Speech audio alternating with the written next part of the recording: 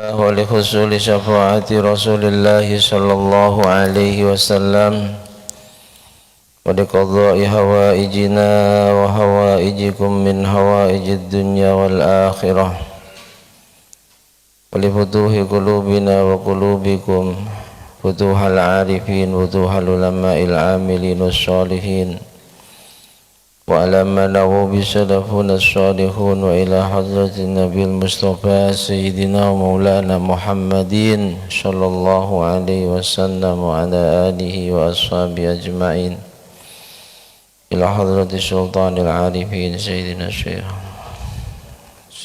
عبد الحسن مشايخنا مشايخنا الأحياء منهم وجعل جديد يا كجي محرسا إلى حضرة جميع في الكتب التي تعلمناها وعلمناها سيدنا الإمام محمد بن إدريس الشافعي وسيد أبي زكريا يحيى بن شرف النووي وإلى حضرة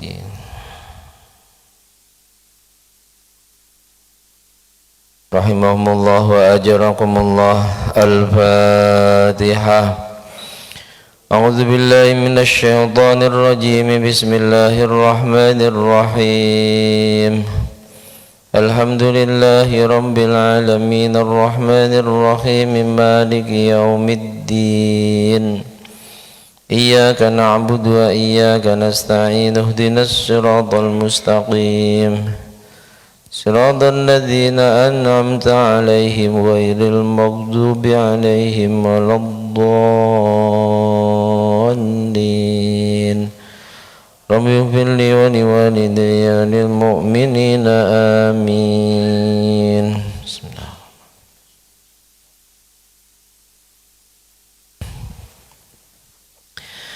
إن الحمد لله salatu wassalaman ala rasulillah sayyidina maulana Muhammad ibn Abdillah wa ala alihi wa ashabihi wa man nasarahu wa wala la hawla wa la quwwata illa billah. Subhanaka la ilma lana illa ma 'allamtana innaka antal alimul hakim. Rabbi shrah li sadri wa yassir li amri wahlul 'uqdatam min lisani yafqahu qawli amin. Amma ba'd.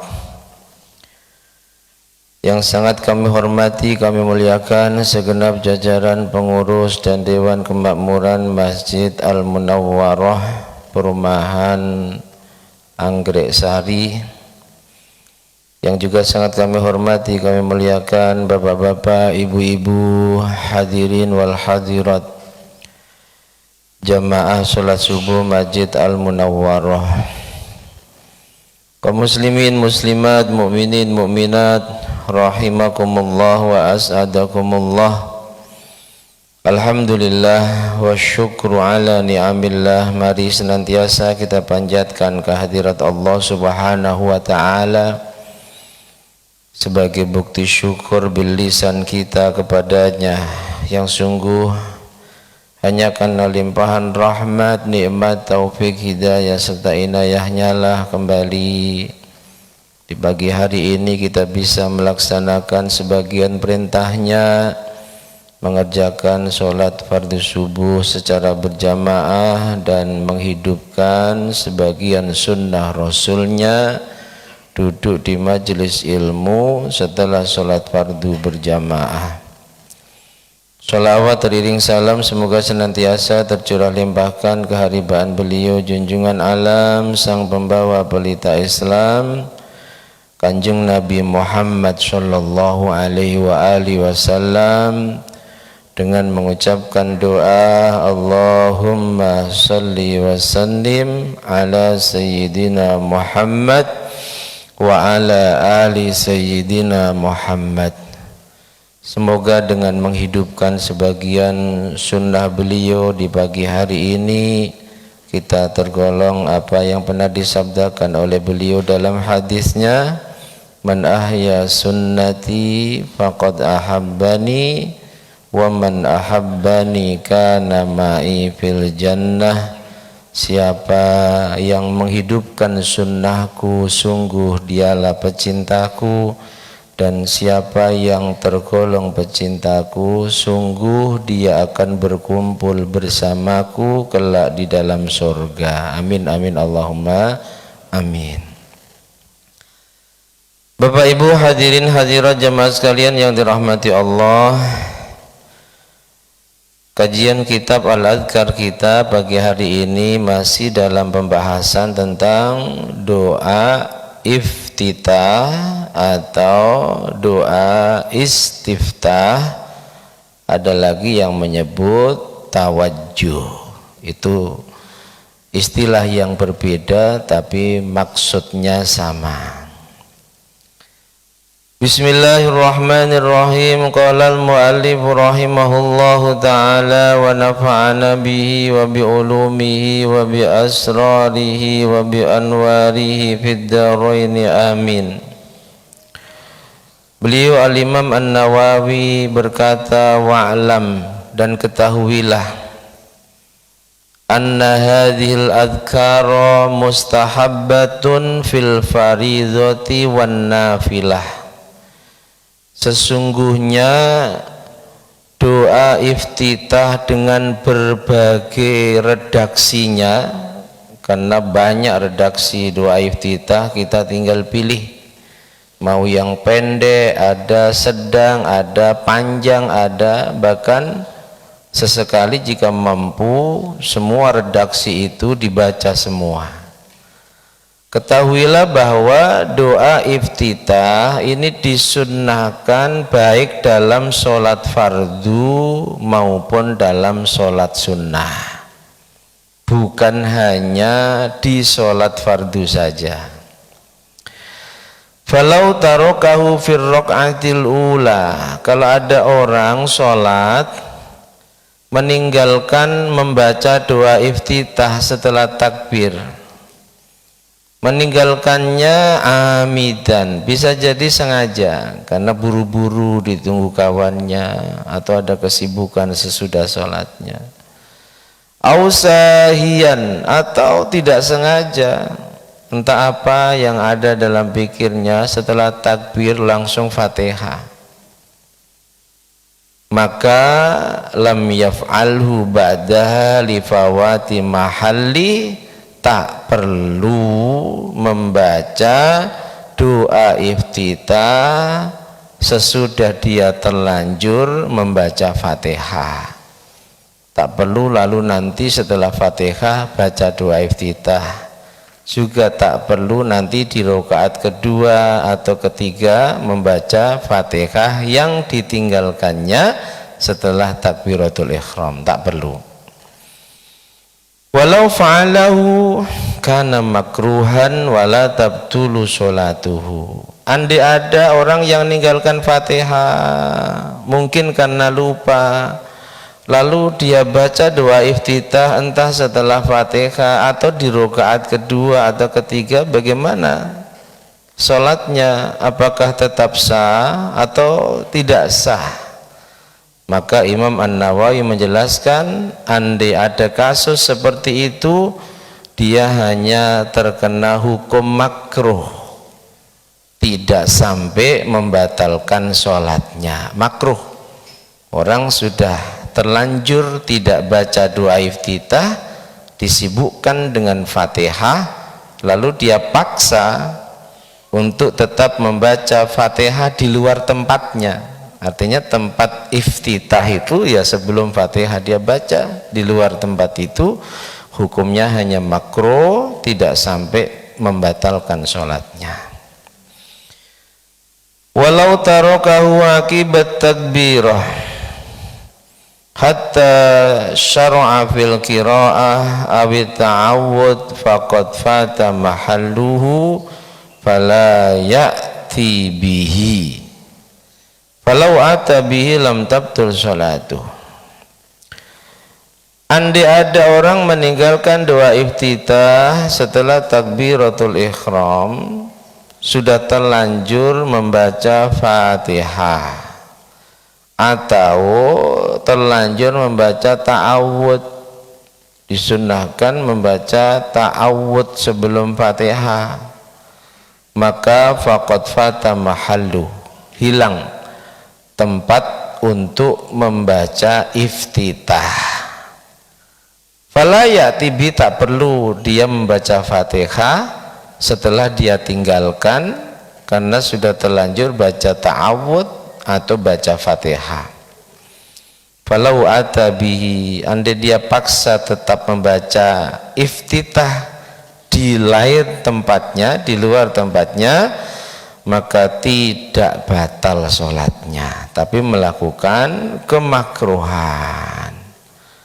Konsekuensi hukum makruh itu, andai sholat kita jamaah, kita melakukan hal yang dimakruhkan dalam sholat, jamaah kita tetap sah, pahala jamaah kita nggak dapat. Andai kita sholat sendiri, pahalanya terkurangi sebab kemakruhan yang kita lakukan.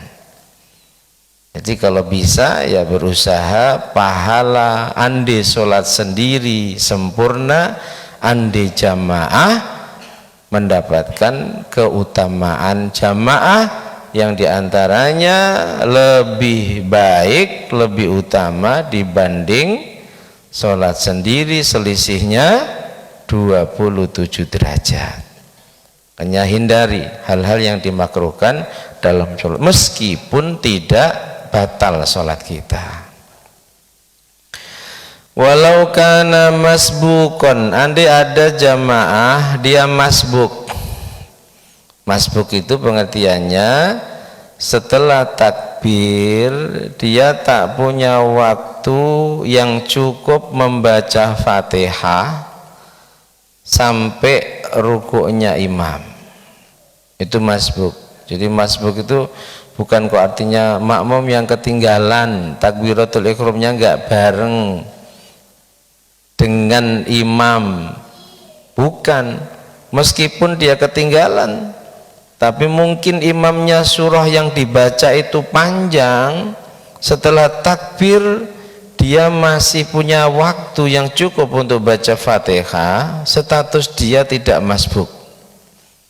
Kalau statusnya tidak masbuk, Fatihahnya enggak ditanggung imam, Fatihahnya enggak ditanggung imam. Tapi kalau sekiranya setelah takbir sampai rukuknya imam, waktunya enggak cukup untuk baca Fatihah, baru dia statusnya masbuk, Fatihahnya ditanggung imam. Nah, kalau tidak tergolong masbuk yang disebut makmum muwafiq, maka dia harus baca Fatihah sampai selesai. Nah, biasanya karena ketidaktahuannya itu orang sudah tahu dirinya agak telat jamaahnya, setelah takbir dia sibuk baca iftitah, sibuk baca ta'awud. Jangan. Kalau kita terlambat, tidak dari awal berjamaah dengan imam, setelah takbir langsung sibuk dengan Fatihah. Semisal kok baru iyyaka na'budu wa iyyaka nasta'in, imam ruku, kita ruku, itulah masbuk. Kalau kita sibuk dengan yang lain, ta'awud, kita sibuk setelah takbiratul ihram baca iftitah, kita nggak boleh saat imam ruku langsung ikut ruku, nggak boleh. Sebab apa? Waktu yang mestinya kita gunakan untuk baca Fatihah dan itu cukup, menjadi nggak cukup karena kita sibuk dengan perkara-perkara yang sunnah. Status kita bukan masbuk, imam tidak menanggung Fatihah kita, kita wajib membaca Fatihah, meneruskan bacaan Fatihah kita sampai pada waktu yang sekiranya cukup untuk membaca iftitah dan ta'awud yang kita baca. Nah, kalau ketinggalan rukuknya imam, berarti kita ketinggalan rakaat. Paham ya? Nah, dalam masalah iftitah, andai ada makmum yang masbuk, adrokal imam fi ihdar rakaat, dia jumpai imam itu sudah di salah satu rakaat, maka yang harus dia lakukan atabihi illa ayya khafa min istighali bi fawatal fatihah. Silakan baca ta'awud ketika tidak ada kekhawatiran dengan membaca ta'awud itu kita ketinggalan Fatihah. Artinya semisal kita terlambat langsung takbir baca ta'awud gak apa-apa, tapi kita yakin bahwa setelah ta'awud kita baca Fatihah itu sebelum imam ruku sudah selesai Fatihah kita, paham? Tapi sekiranya kita telatnya agak lama, imam mungkin sudah baca surah di tengah surah, maka jangan sibukkan dirimu dengan perkara sunnah setelah takbiratul ihram, yakni iftitah dan ta'awud, tapi langsung setelah takbiratul ihram Fatihah sedapatnya. Fatihah sedapat, meskipun baru bismillahirrahmanirrahim imam ruku Allahu akbar langsung ikut ruku, dan itulah kita masbuk, Fatihah kita ditanggung imam, nggak perlu nanti kita tambah satu rakaat untuk menambahkan jumlah rakaat kita sebab kita nggak baca Fatihah di rakaat pertama, nggak perlu, paham ya? Jadi kalau sekiranya kita gabung sudah telat imam sudah selesai Fatihah tapi yang dibaca itu surah panjang, atau kita paham kebiasaan imam ini kalau maghrib panjang, silakan nggak apa-apa, setelah takbir iftitah ta'awud baru Fatihah. Tapi kalau kita khawatir nggak cukup untuk baca Fatihah, prioritaskan yang wajib, jangan kita kalahkan yang wajib gegara kita melakukan yang sunnah, paham ya? Jadi perkara yang wajib tidak boleh ditinggalkan kecuali untuk melakukan perkara yang wajib. Fa inna akadu li annaha wajib. Jadi Fatihah itu lebih dikukuhkan sebab dia wajib, wa hadza sunnah, sementara iftitah ta'awud itu hanya sunnah. Jadi Fatihah wajib, iftitah sunnah. Walau adrokal masbukal imam fi ghairil qiyam, andai ada orang yang terlambat datangnya saat jamaah, jumpai imam itu sudah tidak dalam keadaan berdiri, bisa jadi imam sudah ruku atau imam sudah sujud atau imam fitasyahud sedang tahiyat awal, maka apa yang harus dia lakukan untuk makmum yang seperti ini? Ahrama ma'ahu, segera takbiratul ihram, wa ata bidzikril ladzi ya'ti bihil imam. Andai jumpai imam sudah ruku, nggak perlu iftitah tapi langsung ikut ruku.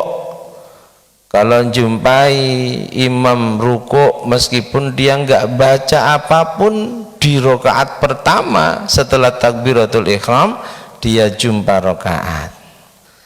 Andai jumpai imam sujud, langsung sujud. Kalau sudah kelewat ruku berarti dia ketinggalan rakaat. Andai jumpai imam tasyahud awal, langsung setelah takbiratul ihram, nggak perlu doa iftitah, langsung tasyahud awal. Andai kita nunggu nanti bangunnya imam dari tasyahud awal, boleh nggak Ustadz? Ya boleh, boleh, cuma al ajru bi qadri ta'ab, as-sawab bi qadri ta'ab, kaidahnya pahala itu ya tergantung kepayahan. Tentu tidak bisa disamakan pahala kita yang ketika kita datang jumpai imam tahiyat, kita tunggu imam berdiri baru gabung, dengan yang ketika dia datang jumpai tahiyat, takbir langsung ikut tahiyat. Tapi boleh, semisal tanggung nanti setelah berdiri baru gabung, nggak masalah. Masalah ya, cuma pahalanya beda. Makanya dalam masalah jamaah itu ada dua riwayat, sholatul jamaah afdhalu min sholatil faddi. Sholat jamaah lebih utama dibanding sholat sendiri. Riwayat yang satu Rasul katakan bisab'in wa isrina darajah, selisihnya 27 derajat.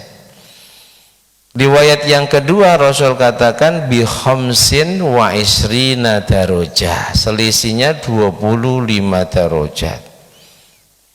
Jangan lalu disimpulkan Rasul kok gak jelas gini, plin-plan. Ini yang benar yang mana? Nah, kita orang awam mengikuti ulama, menyikapi ketika ada hadis yang berbeda.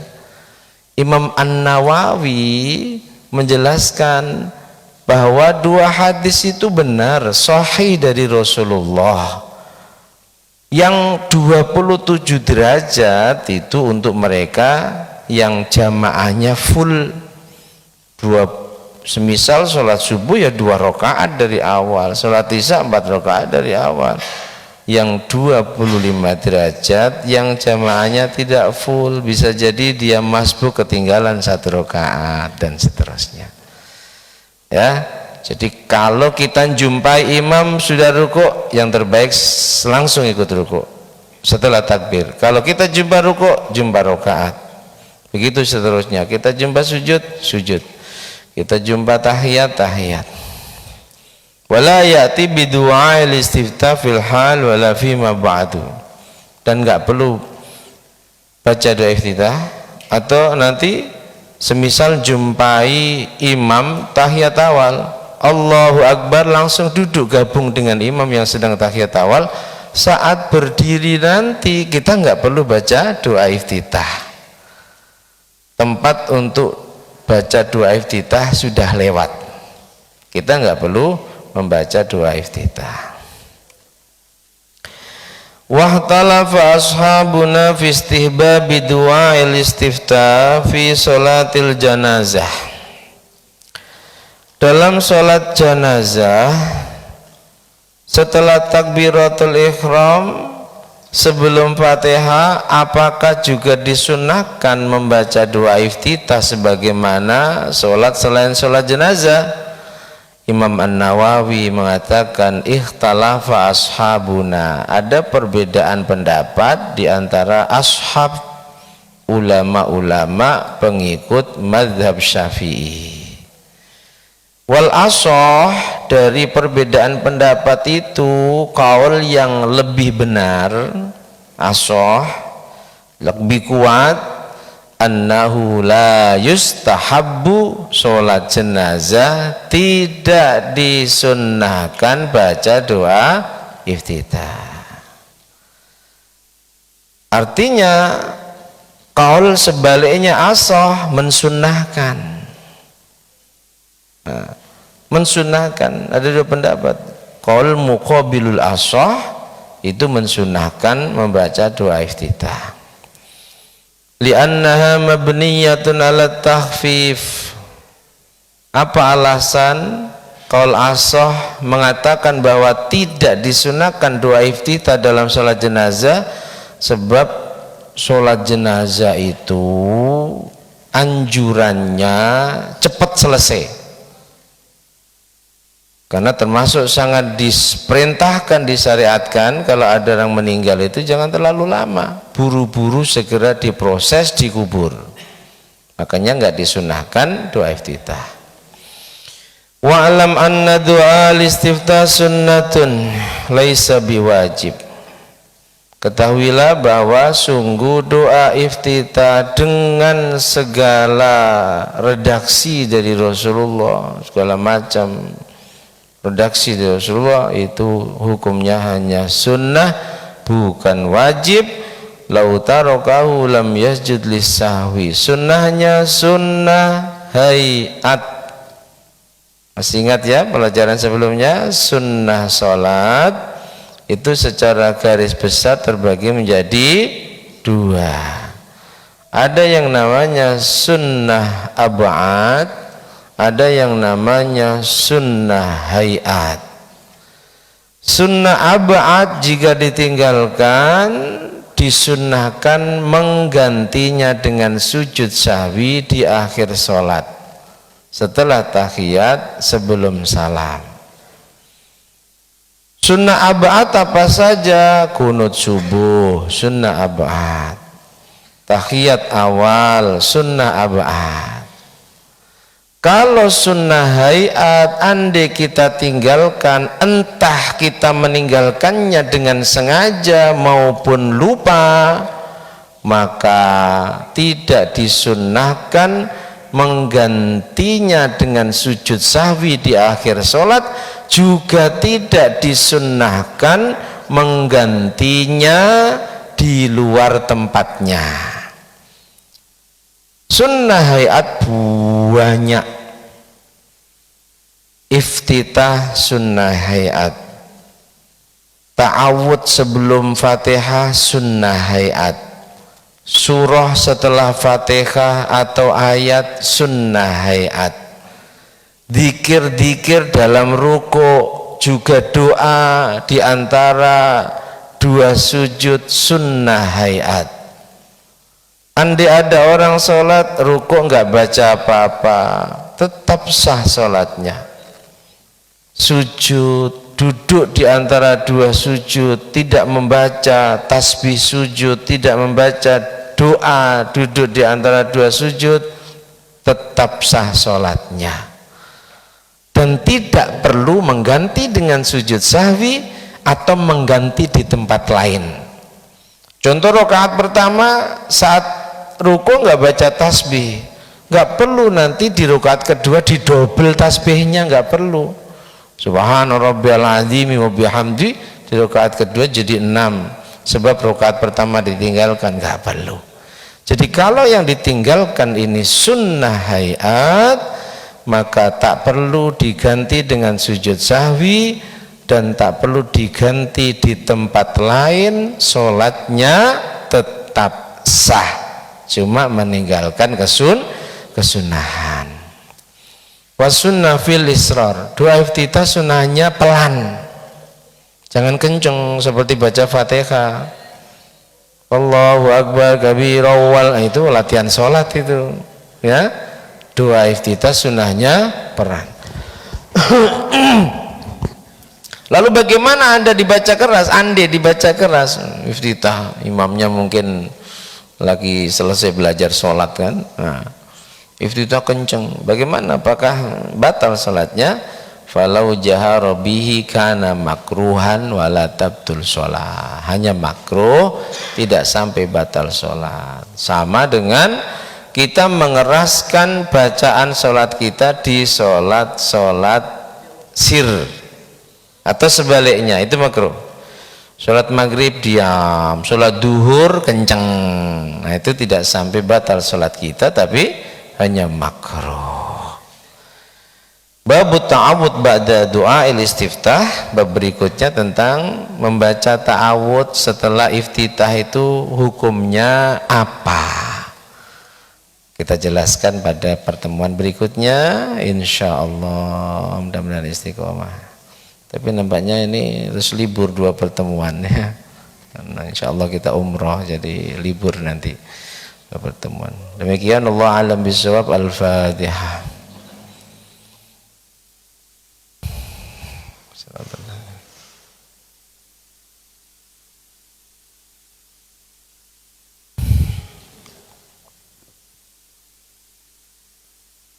Cukup ya. Ada pertanyaan? Ada bunda kasih mic.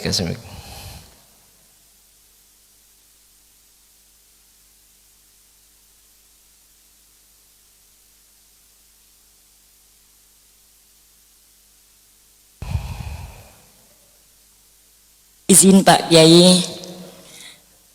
Assalamualaikum warahmatullahi wabarakatuh. Assalamualaikum warahmatullahi wabarakatuh. Saya ingin menanyakan membaca doa di sujud terakhir, Pak. Ya. Ketika imamnya sudah mengangkat kepala, sementara kita masih membaca doa-doa di sujud terakhir, bagaimana hukumnya nih Pak? Ya. Terima kasih, matur nuwun. Assalamualaikum warahmatullahi wabarakatuh. Assalamualaikum warahmatullahi wabarakatuh. Memperpanjang doa dalam sujud sunnah. Kalau dalam mazhab Syafi'i itu doa apapun di sana boleh. Cuma dikhilafkan kalau memakai bahasa selain Arab.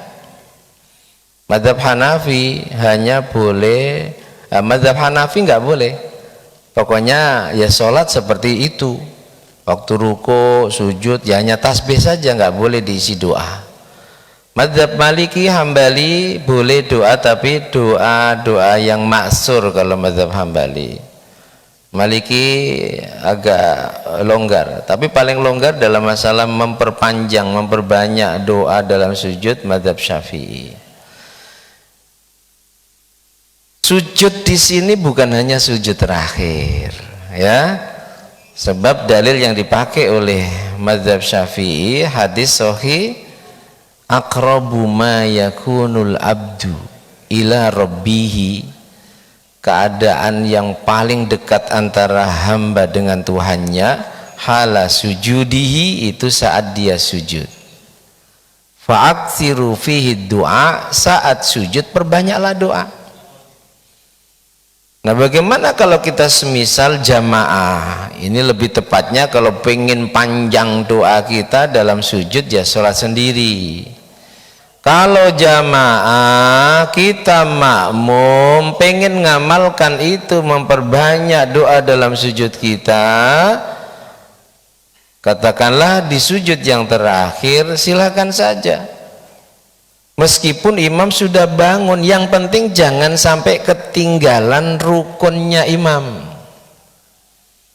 Kalau kita doa lama di sujud yang terakhir, imam sudah bangun dari tadi, kita ketinggalan rukunnya imam atau tidak? Tidak, selama imam itu masih di posisi duduk tahiyat akhir dan belum salam. Paham? Tapi yang terbaik, etika dalam jamaah itu, idza raka'al imam raka'al ma'mum. Imam rukuk segera rukuk, imam sujud segera sujud. Andai tidak seperti itu, yang penting tidak ketinggalan rukunnya imam, nggak masalah, nggak berpengaruh kepada keutamaan jamaah kita, nggak berpengaruh. Kecuali kalau kita sujud terlalu lama, mungkin begitu banyak hajat kita pada Allah, kita nangisi hutang kita lah, kita nangisi anak-anak kita lah, kita nangisi suami kita yang nggak soleh lah, dan lain sebagainya, sehingga imam salam kita baru bangun. Nah, itu problem. Berarti sengaja ketinggalan satu rukun dari imam. Hukumnya bagaimana? Hukumnya haram, tapi tidak membatalkan sholat. Mendahului imam satu rukun fi'li, atau terlambat dari imam satu rukun fi'li, ramai kali ya, satu rukun fi'li, maka hukumnya haram tapi nggak batal sholat kita. Kalau mendahului atau terlambatnya dua rukun fi'li berturut-turut sengaja, batal. Bukan hanya jamaah kita, tapi sholat kita. Imam belum rukuk, kita sudah rukuk dulu, iktidal, batal. Tapi kalau imam belum rukuk, kita sudah rukuk dulu, imam rukuk, kita bangun, berarti kita mendahului hanya satu rukun, tidak batal sholat kita, tapi haram. Konsekuensi melakukan haram dan makruh di dalam sholat, kalau itu jamaah, tufawwitu fadilatal jamaah, menghilangkan keutamaan jamaah. Paham? Nah, kalau sujud terakhir lama, yang penting jangan sampai imam salam, silakan sampaikan hajatnya pada Allah. Yang penting jangan sampai imam salam. Paham ya? Kalau pengen lama ya sholat sendiri, silakan sujud sampai kayak sujudnya Nabi Dawud ketika tobat, sebab sudah punya istri 99 masih ngincer istri jenderalnya, tapi ya dikabul, akhirnya istrinya 100, diingatkan oleh Allah. Itu sebenarnya nggak dosa, sebenarnya nggak dosa, karena yang dinikahi oleh Nabi Dawud itu sudah diceraikan sama suaminya. Suaminya sampai asam lambung umat meninggal gara-gara mikir itu. Makanya Nabi Dawud, ada beberapa ayat dalam Quran itu tentang taubatnya Nabi Dawud, itu diceritakan beliau sujud dalam Sirajut Talibin ya, sujud itu 40 hari 40 malam. Pokoknya kalau belum Allah mengatakan padaku tobatmu aku terima wahai Dawud, dia nggak bangun. Nggak apa-apa ya. Nah, sujudnya Nabi Dawud saya kira cukup ya, bisa dipahami ya. Ada lagi? Satu lagi. Oh monggo. Assalamualaikum Ustadz. Singkat saya ingin menanyakan tentang qadha sholat Ustadz. Ya. Apakah wajib kita harus mengqadha sholat-sholat yang pernah kita tinggalkan setelah kita balik tapi kita belum berilmu, atau ketika kita sudah dewasa tapi kita sengaja meninggalkan karena mungkin ya tidak ada hidayah atau gimana gitu Ustadz ya. Dan gimana caranya ya. Syukran Ustadz. 3 mazhab sepakat sholat yang ditinggalkan, sholat wajib, disengaja maupun tidak disengaja, maka mazhab Hanafi, Maliki, Syafi'i menghukumi wajib mengqadha sholat yang ditinggalkan di masa lalu, wajib. Bagaimana caranya? Ya di saat ada waktu luang qadha. Semisal dulu di saat muda sudah berkewajiban ya, kalau belum balik ya, kumpulnya dengan orang-orang jahiliyah ya, belum kenal majlis, belum kenal masjid, lalu sering meninggalkan sholat, itu harus dihitung. 3 mazhab ini harus dihitung berapa jumlah totalnya, yang diyakini berapa, maka dia wajib qadha sholat yang ditinggalkannya. Satu mazhab, yakni mazhab Hambali, dalam masalah mengqadha sholat yang ditinggalkan dilihat, kalau meninggalkannya sholat itu dengan sengaja maka tak perlu diqadha, cukup ganti dengan perbanyak istighfar dan sholat-sholat sunnah. Tapi kalau meninggalkannya sholat itu tidak sengaja, malah wajib diqadha. Kok begitu? Bagaimana ceritanya? Dalilnya sama, cuma memahami dalil ini mazhab Hanafi, Maliki, Syafi'i sama pemahamannya, mazhab Hambali yang beda. Hadis sahih, Rasulullah suatu ketika melakukan sebuah perjalanan dengan para sahabatnya. Karena perjalanan itu sampai tengah malam, akhirnya Rasul minta istirahat sambil nunggu subuh. Kita sudah terlalu capek, kita berhenti dulu karena sudah jam 2 mungkin kurang lebih, kita nunggu subuh, nanti setelah subuh kita baru tidur, kata Rasul.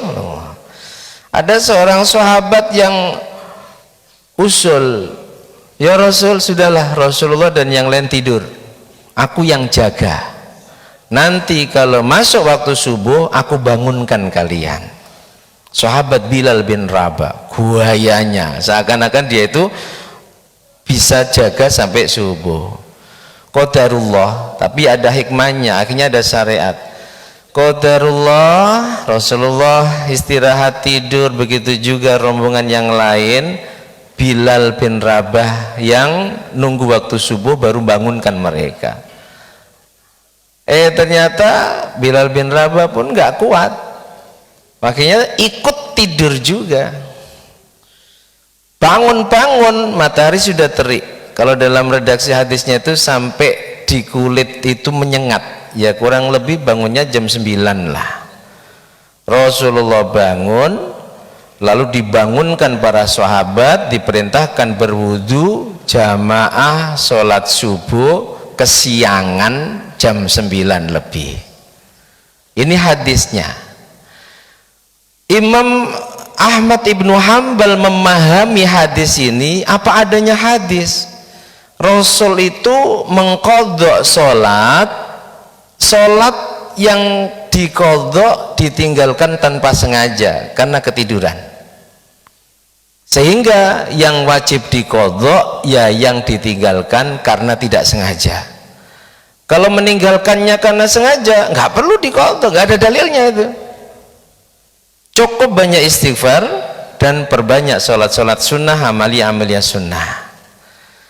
3 mazhab Hanafi, Maliki, Syafi'i memahaminya bukan demikian. Memahaminya pakai mafhum. Kalau kita belajar usul fikih ada pelajaran mafhum, memahami dalil yang ada. Mafhum itu ada mafhum muwafiq, antara dalil dengan pemahamannya sama.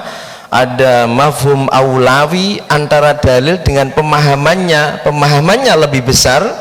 Contoh, di Quran nggak ada larangan nabok nempeleng orang tua, nggak ada. Yang ada larangan bentak, yang ada larangan mengucapkan kalimat Kalau orang memahami dalil apa adanya, yang dilarang bentak, yang dilarang ucapkan wala taqul lahuma uffin wala tanharhuma, berarti nempeleng boleh, kan begitu. Nah, kalau kita belajar usul fikih ada namanya mafhum aulawi. Mafhum yang pemahamannya ini lebih besar, lebih tinggi dibanding dalil yang ada. Memahami tentang masalah bentak dan mengucapkan bagaimana? Lah, bentak dan mengucapkan saja dilarang, apalagi nabok. Kasus sholatnya Rasulullah kesiangan itu memahaminya juga demikian. Lah, ninggalkan sholat karena tidak sengaja saja Rasulullah qadha, apalagi sengaja. Bisa dipaham? Bisa dipaham nggak? Insya Allah yang merhatikan paham ya. Jadi dalilnya sama, tapi memahami dalil itu beda.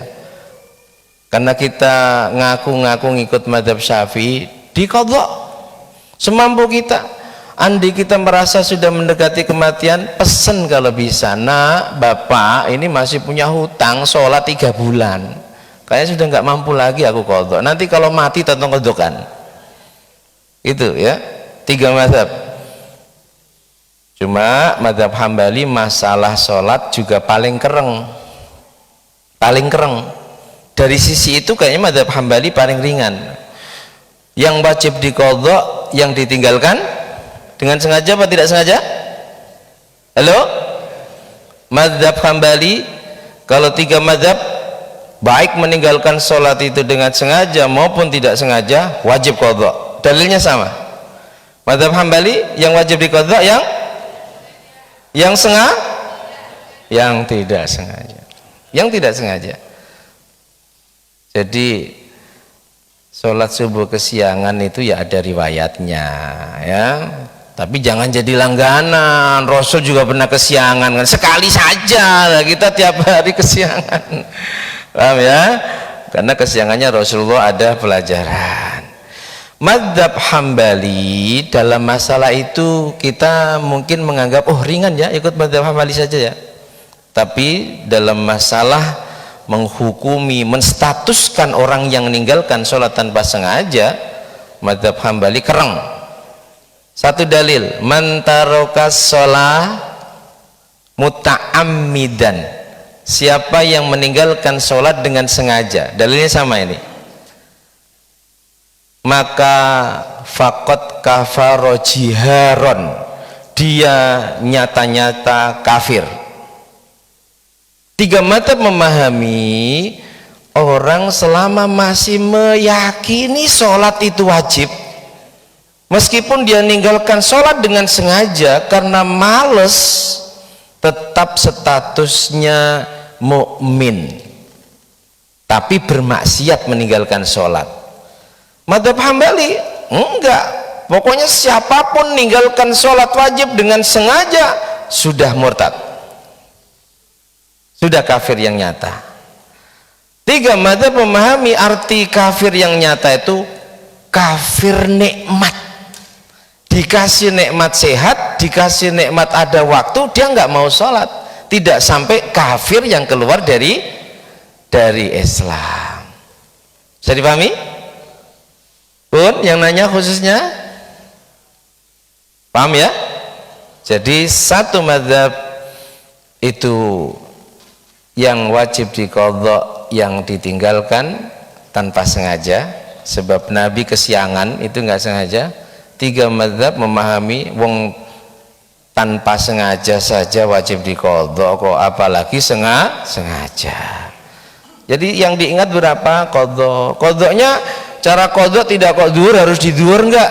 Kapan kita punya waktu luang, semisal kita punya tanggungan sholat 1 bulan, waktu luang kita habis sisa kosong 2 jam, silakan di sana duhur, asar, maghrib, bisa subuh terus, nanti kuat selesai setengah bulan, malam berikutnya. Tidak kok harus qadha-nya itu duhur di duhur, enggak, asar di asar, enggak. Tapi 24 jam untuk sholat qadha itu silahkan dilaksanakan. Sebab apa?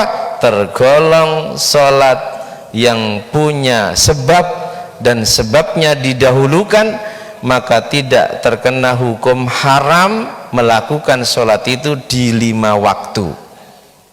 Nah ini panjang nanti, sudah intinya begitu. Saya dipaham kira-kira? Nah, kayaknya punya banyak hutang sholat. Segera qadha pelan-pelan ya. Nah, ikut aja 3 madzhab. Saya kira cukup, dah jam 6 lebih. Mudah-mudahan Allah ridho dan ilmunya manfaat barokah istiqomah. Amin Allahumma amin. Al-Fatihah.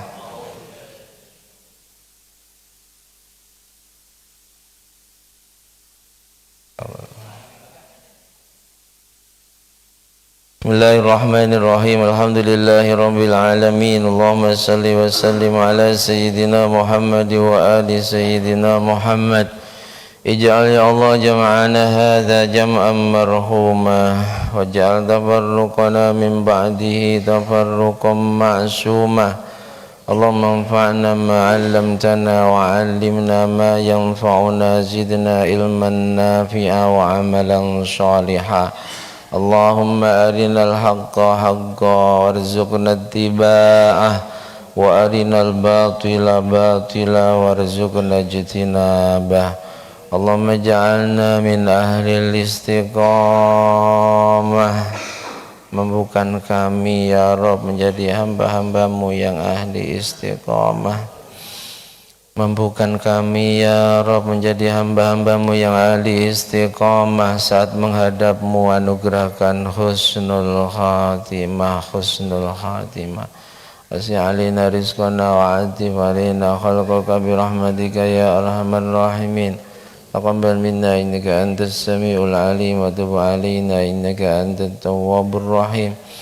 Jazallahu anna sayyidina Muhammadan bima huwa ahlu wa sallallahu ala sayyidina Muhammad wa alihi wa sahbihi wa sallam. Alhamdulillahi rabbil alamin.